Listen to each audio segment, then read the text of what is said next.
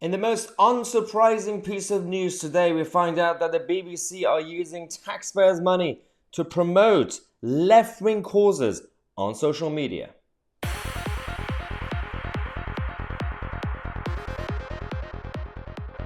I mean, do I even have to bother with this one?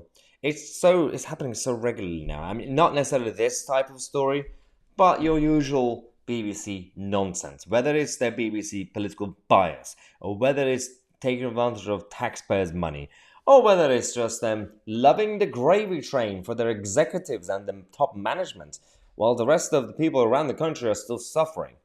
It's a bit unfair, a bit massively unfair. It's also nonsensical. Look at this one. Thanks to Guido, we found out that the TV license payers are funding the BBC's left-wing activism. So they are basically promoting a number of causes. Some of them are linked to Novara Media. Novara Media, Ash Sarkar and Aaron Bastani and all those guys who push for certain campaigns. What the BBC do, they write news stories about this, and they're not even actual news stories. They are articles or opinion pieces. And then, as if that's not bad enough for an organization like the BBC, because of the charter, if Sky News is a private company that does it, I don't care. That's one thing. Writing the articles is one thing. But then using taxpayers' money to then promote it on social media. Look at this. This is on Twitter. And at the bottom you can see it's been promoted. They paid for advertisement. BBC News says, what is the Don't Pay campaign? The cost of living. That's one of them. And the other one is this one.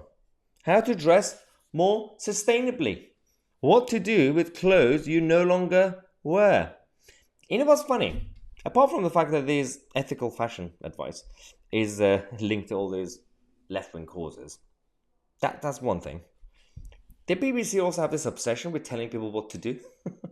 There were two videos that we did a while ago. We got it recently, actually.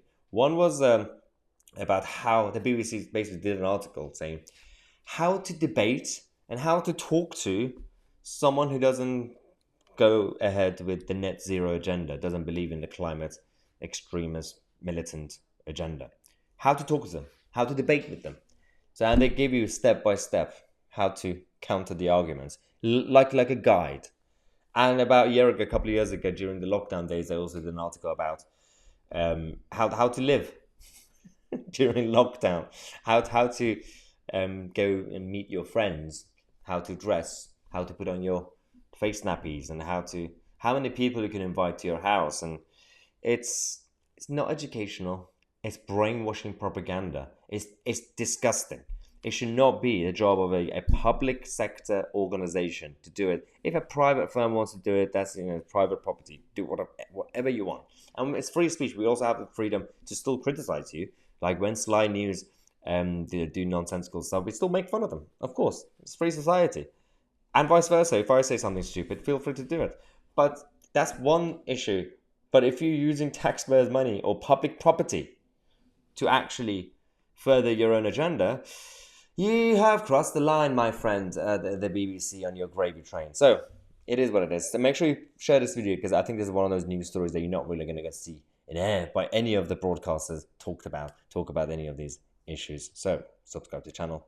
I'm Tousi, and we are the media.